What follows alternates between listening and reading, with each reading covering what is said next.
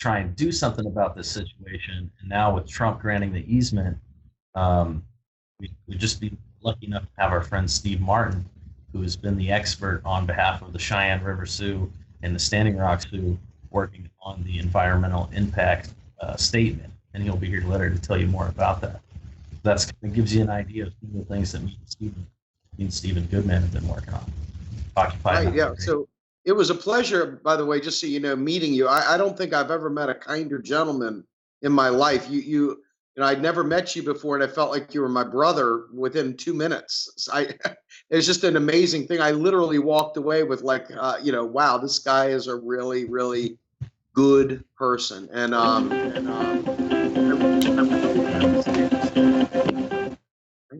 I really appreciate everything that you guys have done. You know, Occupy inauguration was an incredibly awesome opportunity to get to meet a lot of people. For those of us, especially, that hadn't been able to be out there at DAPL, you know, to people we've seen on screen and people that we've talked to, you know, through chats like this. It was very, very nice to actually meet some of you all. Can you do me a favor while we're waiting and just sort of tell us what is it that the fallback is? I mean, let's say you all are unsuccessful.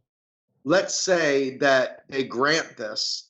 Is it back to holding the line, or are you all going to be moved forcibly away from that and left? What was the fallback, or is this like, hey, we can't really talk about that? I mean, I'm very concerned. I don't want to see anyone die.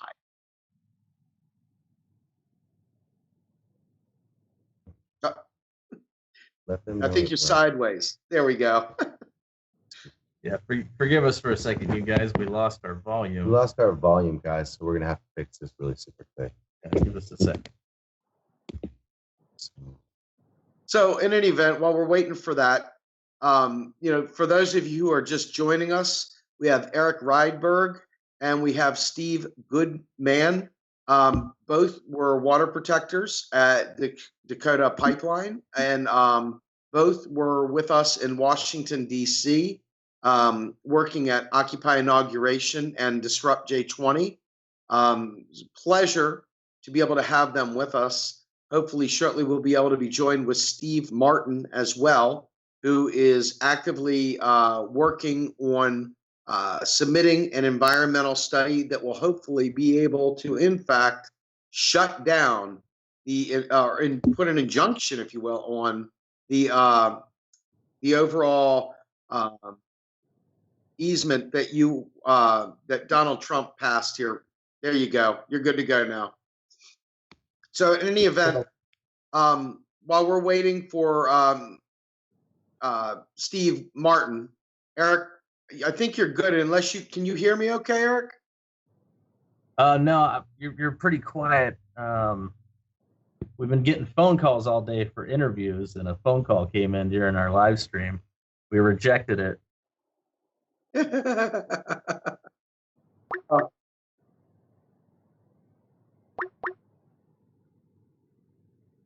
I think they're coming back. Anyway, so while we're waiting for them to come back on here, we're having some technical difficulties with their connection at the moment. It's very important to understand that there are pipelines all over the U.S. right now that are going to have heavy support from the Trump administration and the other neoliberals within the Democratic Party. It's quite possible that Dakota Pipeline will be the ground zero. Sorry about that, brother. And supporting them wherever they are. Without that support, you can guarantee every single one of them will go through without any hesitation. So, Tatsu, are you with me? So, talk to me a little bit. You know, what has your experience been while we were at Occupy Inauguration? I mean, we were with these water protectors. You got to see a little firsthand action, you know, with the, you know, the concussion grenades, tear gas. You got to see the pepper spray up close. I mean, our nation's law enforcement has forsaken any kind of, democratically held beliefs. I mean, they're completely jackbooted thugs now, as far as I'm looking at it. I'm not witnessing the kind of protect and serve. I'm watching property protectors. I'm watching a libertarian fantasy come true right now, where property comes before humanity, water, and in general the environment. What is that your experience? I mean, that seems like it was anyway.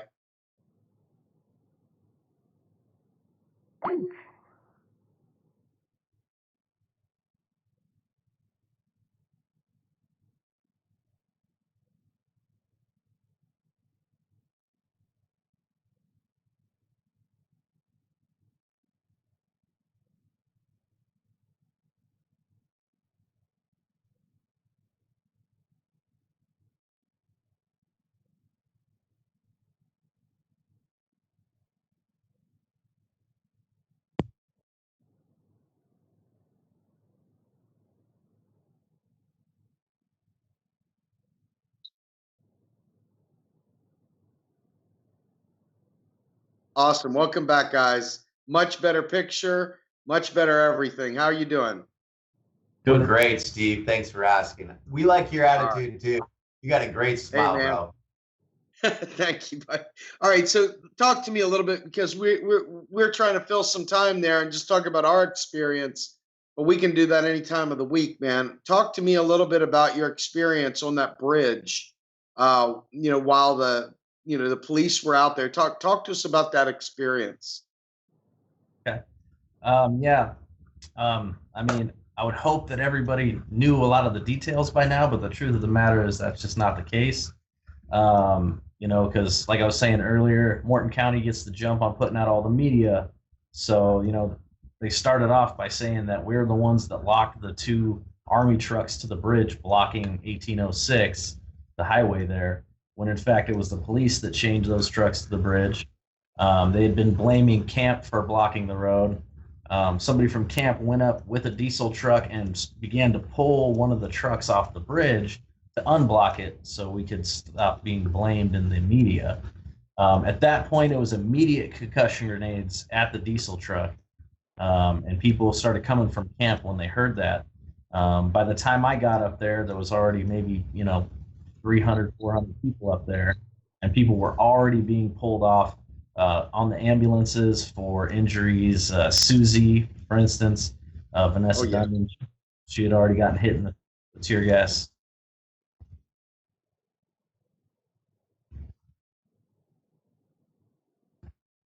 So Susie had already gotten injured. I got up there. I just happened to have my megaphone with me. I've been carrying around this megaphone. As you may know, Steve, I ran for district delegate for Bernie Sanders, and then when the DNC chair got fired for fraud and all that during the convention, I went and worked for the Green Party. So I had this megaphone that I've been toting around with me all year, and I brought it out to Standing Rock. So I brought it out on the bridge, and we were doing some songs and trying to talk the cops down from shooting these concussion grenades and spraying those water hoses at 20 degrees. And unfortunately, that pretty much had no effect. So we kept going. We stayed out there till about 5 in the morning, and once they ran out of tear gas and concussion grenades and water, they basically quit. There was initially maybe 150, 200 cops out there. By the end of the night, there was 12 or 15 of them, and everybody had gone home because we could see that they were shaking and they were cold. Some of their water had splashed back on them, so some of them may have been suffering from hypothermia.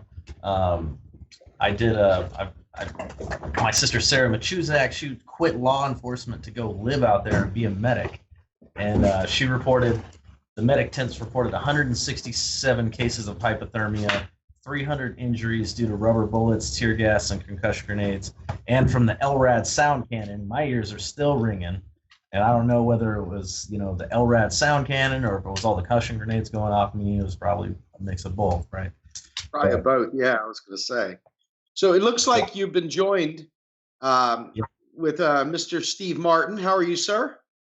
I'm fine. Thank you very much. Sorry for being late.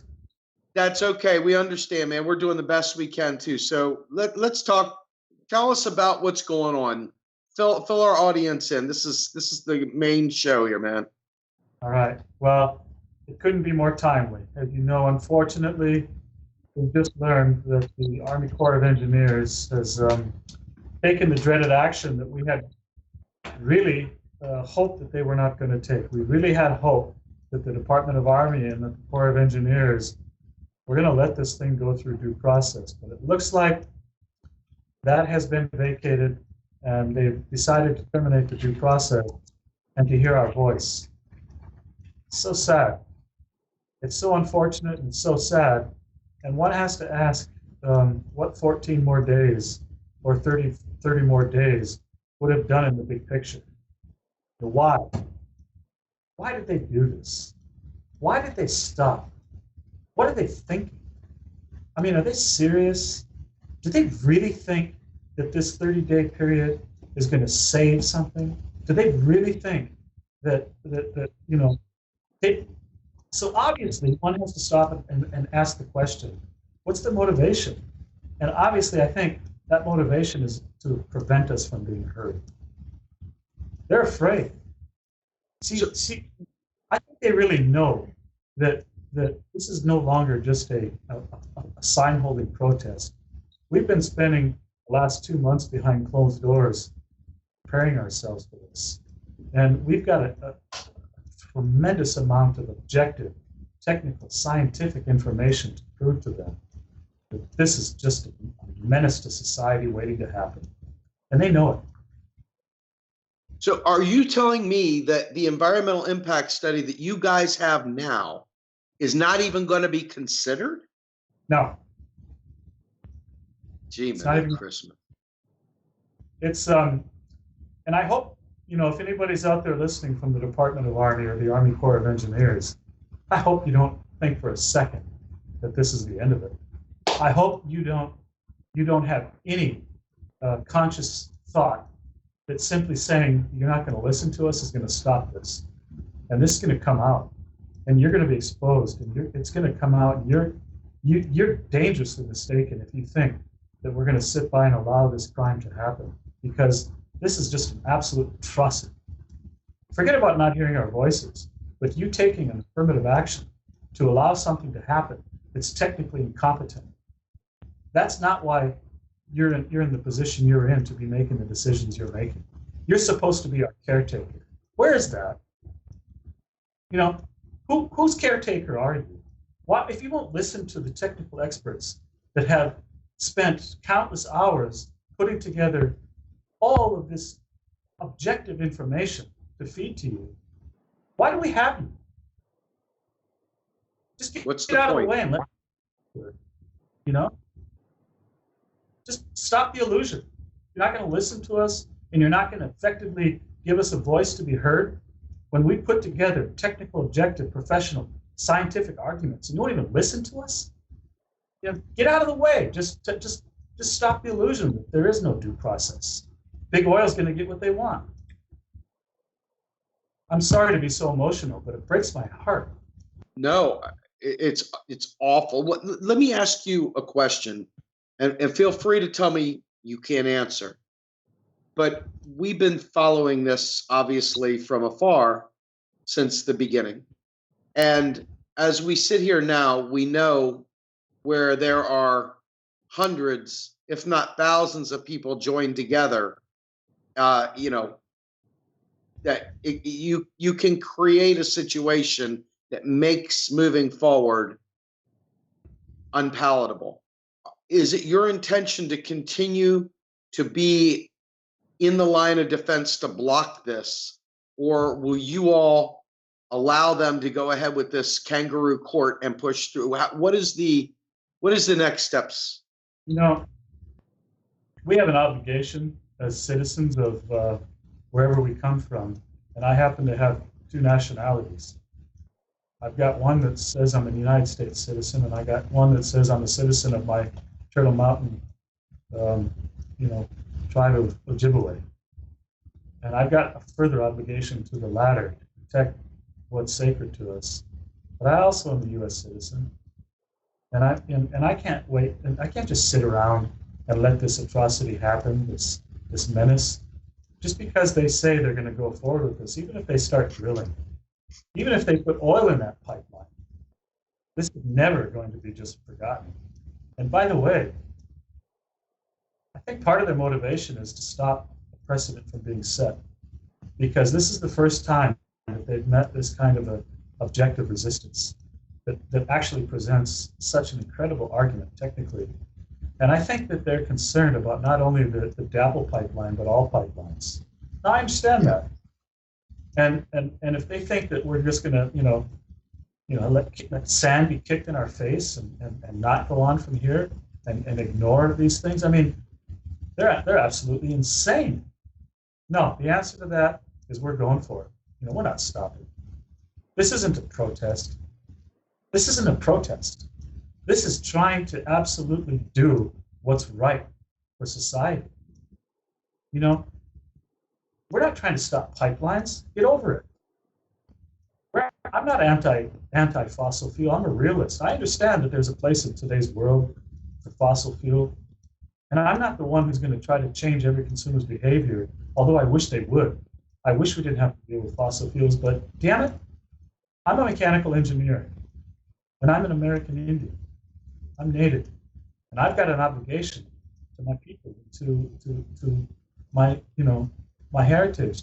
If people are going to do pipelines, I'd like to show them the right way to do it.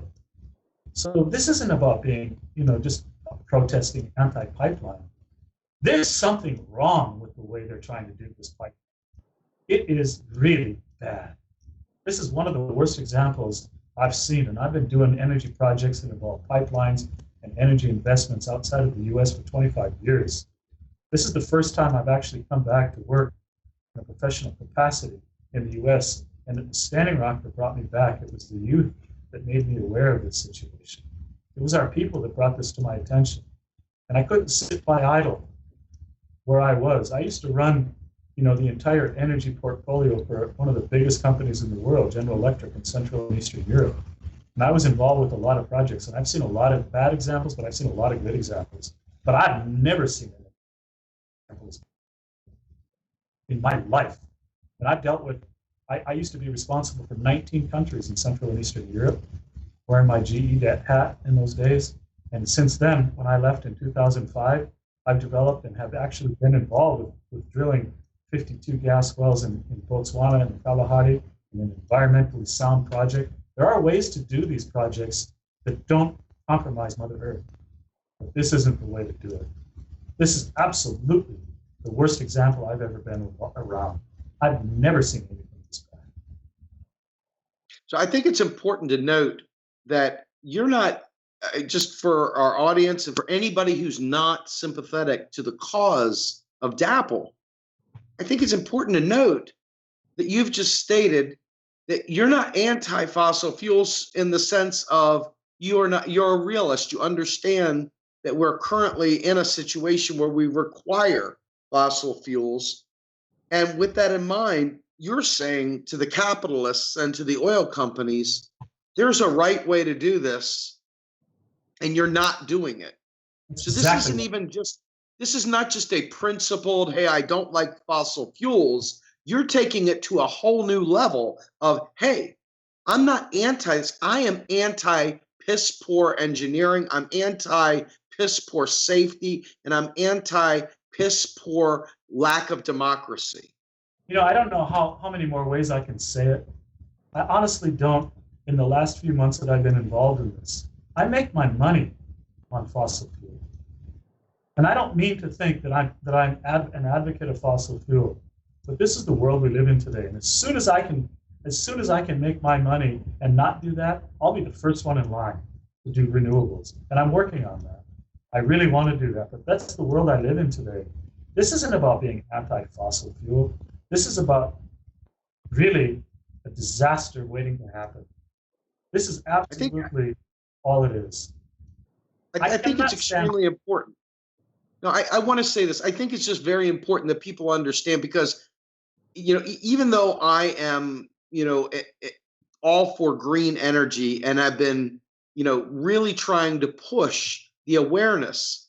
I think that sometimes I don't want to say our foes, but the people that don't agree with us will oftentimes just lump us into these groups and just say, well, yeah, if you hate fossil fuels so much, then get rid of your car. And they say all sorts of stupid things.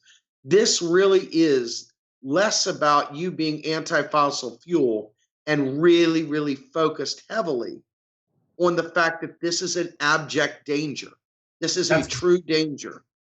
Yep, that's exactly right. I think that's extremely important.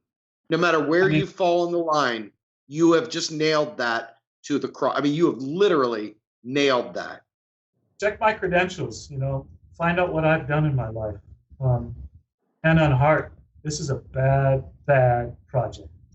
And I can't, for the life of me, understand why, forget about my Native brothers and sisters.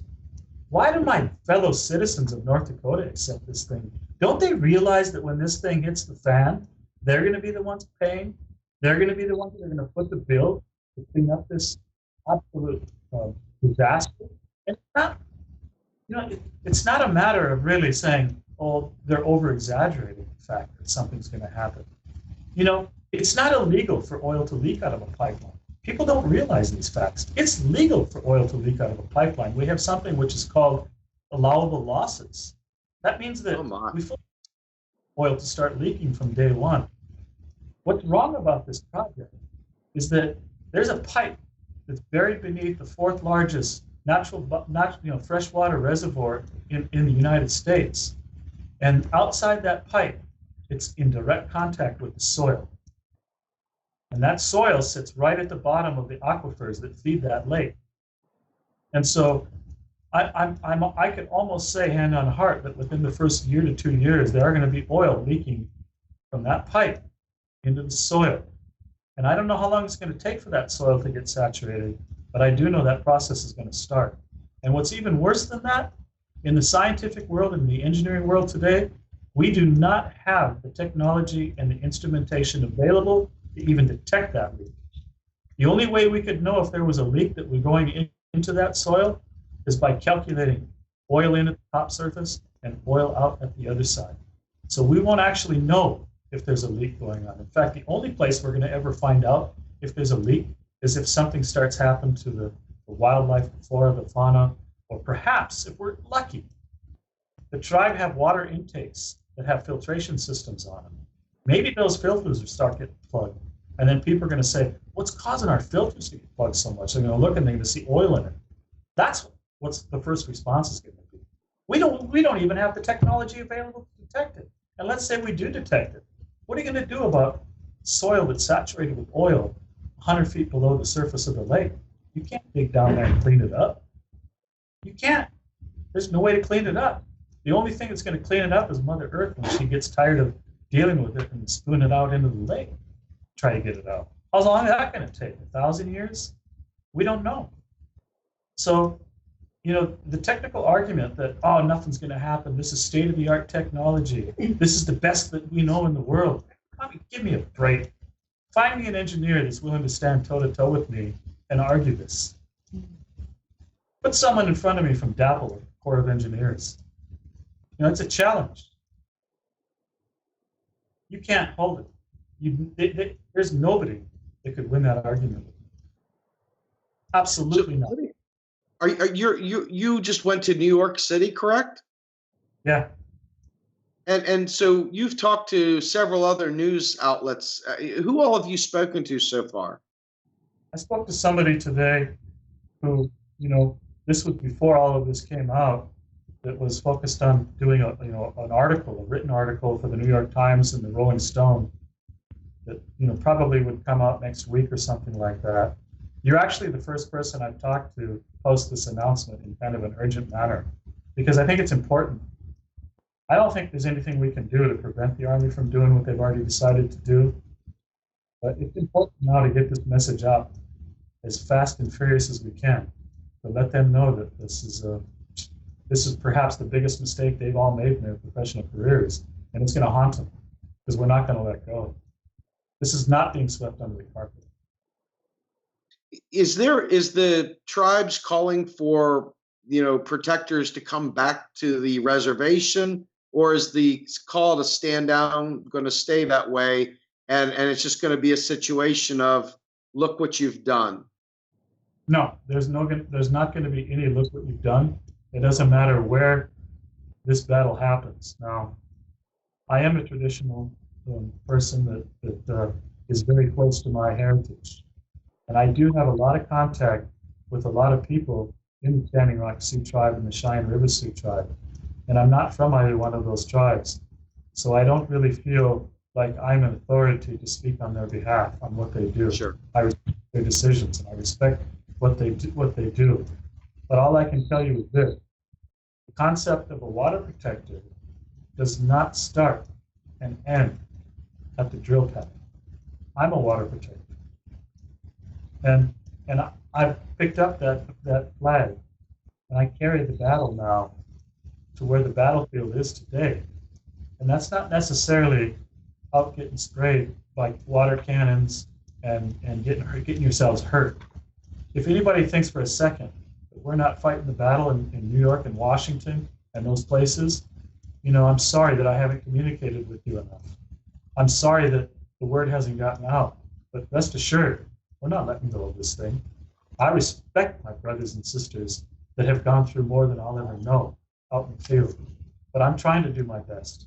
And I'm working with a team of experts that are environmental science people, experts that are involved in all aspects and all technical disciplines. Myself and other pipeline mechanic. I'm a mechanical engineer, but other people. I respect what they do. I only hope that I can earn some of their respect, that they know I'm trying to do the level best we can. We're out there fighting the battle today, but I am a water protector. So who are you working with in particular, if you don't mind me asking? Who are some of the people that are helping support your efforts? Okay. I want to be clear. The opinions that I've given to you today are my own opinions as a citizen and as a member of my tribe. I am retained legally by both the Standing Rock Sioux tribe and the Cheyenne River Sioux tribe as their expert consultant in this matter. But I don't represent them today. Understood.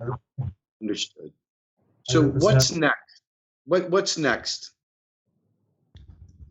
Well, we're going to follow the leadership of, what the tribe wants us to do. We're also going to do the right things according to our own consciousness. And there have been a lot of people outside of the tribe that have been in contact with me, asking me to participate with them in filing other class action lawsuits to put an injunction in against DAPL. Now, there's going to be a lot of movement that's going to happen in the coming days and weeks. But those things are going to happen. We're not letting this thing down. And even if I'm the last person standing, I'll still be fighting for this. I will knock on the doors of the Corps of Engineers. I will take it to them. There's too much that I've learned about this particular opportunity, and too much I know about this entire type of project in my background. There's no way we can let this go. Okay, so Erik, let me ask you a question. You have obviously you wear your heart on your sleeve with this, man, and you've been busting your butt too. What are your thoughts from your perspective and the people you've spoken to? I know when we were in DC, we spoke with Chase, and Chase was pretty adamant that, we need to stand together and fight this tooth and nail. Do you feel, I know that none of you can speak for the tribe specifically, but in your own capacity with your own connections, what are your thoughts in terms of, what we can do? Is there anyone providing organized leadership at this point for the overall fight against the pipelines, or is this a specific to DAPL in general? So I'd say that there's three ways that people can get involved, and that we're going to keep fighting. And one of the ways is the ways that Chase just proved to us by going and sitting on the front line and showing them that you are not just going to take the destruction of the planet. And he got arrested the other day, and he's facing a Class C felony, and they're trying to say he was inciting a riot by standing locked arms with his brothers and sisters, trying to defend what is, from the 1851 treaty, his land, right? So that's one way. If you can make it, if you're able-bodied and you can make it out to the front lines to show your support, to sit in a peaceful demonstration and prayer, and come from a good, nonviolent place, finding your prayer and staying in that prayer in that good place, and showing that support for what is right, please go out to Standing Rock. Go to in Texas, Alpine, Texas. There's the Trans-Pecos pipeline. It's Energy Transfer Partners. It's Kelsey Warren. It's the same exact people doing it there, and they're running it through traditionally native lands, right? And so if you're able-bodied and you can go to these places, okay? But that is not the only way you can help. You don't have to pack up all your stuff and drive 5-6 states over, like I did, to show your support. Right now, I'm sure the city of Seattle just divested $3 billion from Wells Fargo, one of the largest funders of the Dakota Access Pipeline, and it was specifically for that reason, because Wells Fargo is funding the Dakota Access Pipeline. This is something that we can do from our couch at home. Everybody can show the world that you stand up protecting water by divesting your money from these banks, from Wells Fargo, Bank of America, JP Morgan Chase, Citigroup, Goldman Sachs, right? The spider web's pretty massive. If you have a major bank, U.S. bank, there's a good chance that they're funding the Dakota Access Pipeline. And Seattle just set the precedent on what can be done. If Seattle can take their money out, then San Francisco can take their money out. New York can take their money out, right? What we need to do is, and this is the third way that you can participate, is in electoral politics. You get out, you sign petitions, you tell your congressmen, you tell your senators that if they don't divest from these these banks that back them, that they aren't going to be getting in office next go around. And that's what it takes. It takes writing your congressman. It takes petitions. It takes, if need be, go to your Wells Fargo, go to your JP Morgan, and let people know. Because with the way the media, you got to look at what media is. They're corporate entities. Bernie's talking about the 1%, all 2016. What do you think the media is, right? They're the 1%. It's millions and billions they're dealing with, right? So they're not going to tell you when they're funders who's funding their media corporations, when it's the banks that are funding them, when it's fossil fuels that are funding them. Of course, they're not going to show you a 21-year-old girl got her arm blown off. You know what I mean? And the media can't say nothing about it. Okay? If this were any other thing that wasn't affecting the pipelines, that would be running nonstop. But they got no love for little Sophia Wilansky because the corporations, the banks, fossil fuel industry doesn't want you to know what's going on.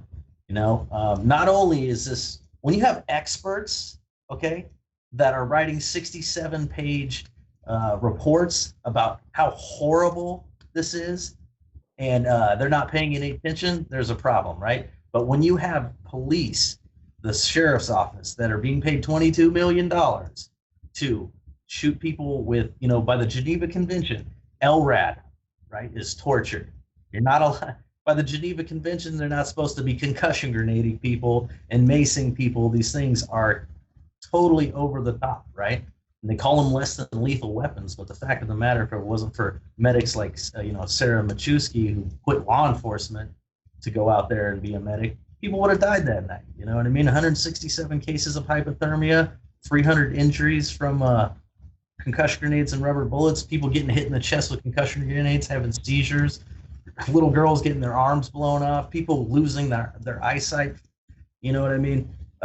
And this is just so much of an atrocity that it's unbelievable. And our media has failed us, people. If they can't tell you about that, about how horrible that is, we got a serious problem. And there's only 3 ways I can think about to do it. the same banks that are funding these pipelines, the Trans-Pecos, the Sable Trail in Florida, the Pilgrim Pipeline in New Jersey. In California, we got the Klamath LNG coming through, our Hoopa, Yurok, and Karuk land. Those same banks, they're funding the media. They're funding Fox News, they're funding MSNBC, they're funding CNN. And then also, one thing we got to think about is these wars we're in. We're in 7, 8 wars. Who are the only people that can move the kind of massive amount of money around to be able to create wars in the countries, in all these different countries? International banks. Those are the only kind of people the only institution to move around that kind of money. So we need to take a hard look. It's not just about DAPL. It's about what is our country supporting and how can we tell them what we want.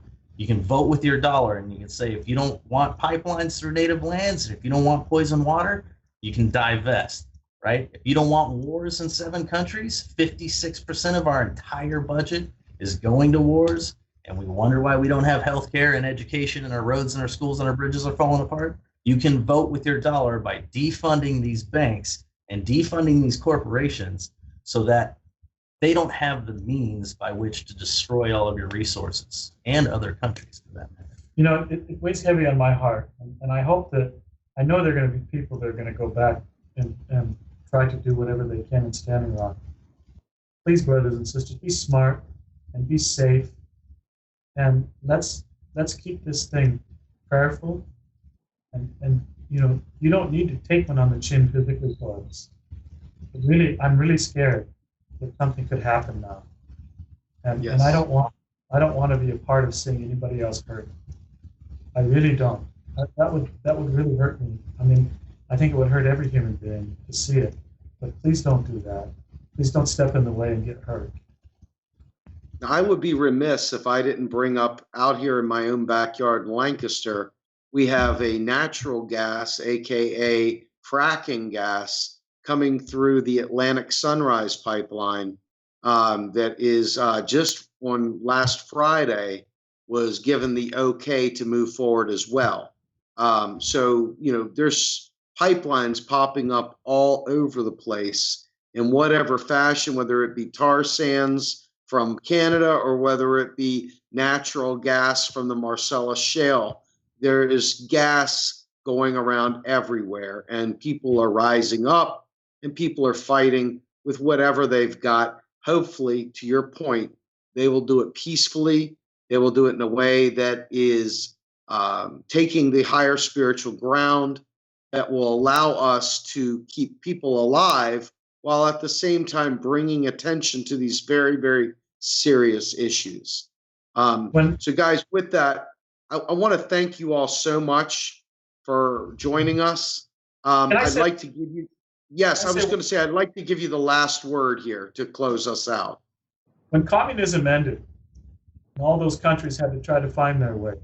I found myself in a very fortunate position of being on government steering committees for energy for some of those former Yugoslavian countries in the Southeast Europe, and they listened to us. Unfortunately, the lessons we've learned from this Standing Rock issue is no matter what, America doesn't have the right systems and controls in place to let people be heard. And so one of the things we've learned, one of the things we're going to do, we're going to create an environment that doesn't take a passive role, no matter what happens in Standing Rock. We're going to see things like Tribal Public Utilities Commission come into play. And we're going to see things like the equivalent of something like the Good Housekeeping Seal of Approval that takes into account our own sensitivities. And we're not going to stand by and idly, hope for someday being engaged in the future. We're going to take it to them. And we're going to create processes, whether the government endorses us or not.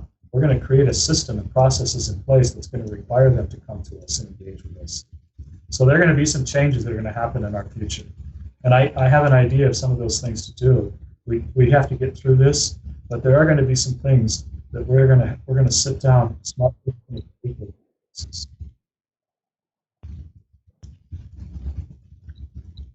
Erik, do you have any parting words, sir?